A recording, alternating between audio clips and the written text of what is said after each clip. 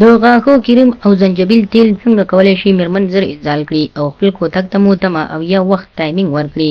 سلام ګران لیدونکو، هیله ده چې روغ جوړ او د صحت جامې وپتن وي. زه یو ځل بیا ستاسو په خدمت کې د یو نوي ویډیو سره حاضر یم. هیله ده چې د پام وړ مو وګرځېږي.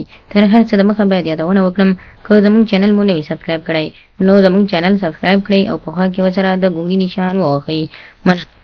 د غاښو کریم او زنجبیل تیل مکس کړئ او ځان د انزال څخه وساتئ.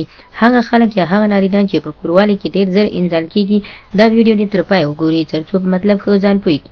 کله چې تاسو په کوروالي کې زر انزال کېږي یا خلاصېږي، نو د دې تشویش درسره چې څنګه میرمن انزال کړو او خپل ځان هم د وخت مخکې خلاصېدو نه بچ کړو، نو تاسو کولی شئ د زنجبیل تیل او د هغه ترڅنګ تاسو کولی شئ کریم یا کریم دندان د غاښو کریم واخلئ او دا مکس کړئ سره.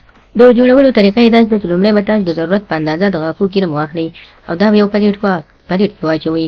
کله مو چې دا واچوئ نو دا به د کاشوغې سره دومره وسولوئ چې دا ښه سره سم د الوا په شانتې نری یا د اوبو په شان نری شي. دا چې ښه نری شي نو له هغه وروسته به تاسو د زنجبیل تیل ور واچوئ. د زنجبیل تیل مو چې کله واچول نو دا به د هغه سره مکس کړئ.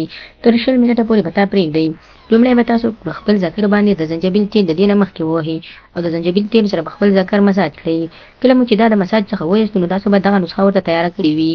له هغه وروسته به تاسو د زنجبیل تیلو باندې چې کله ذکر پاک شوی وي یا هم مساج شوی وي، نو تاسو به دغه نسخه راواخلئ چې دې سره غاښو کریم او د زنجبیل تیل دي.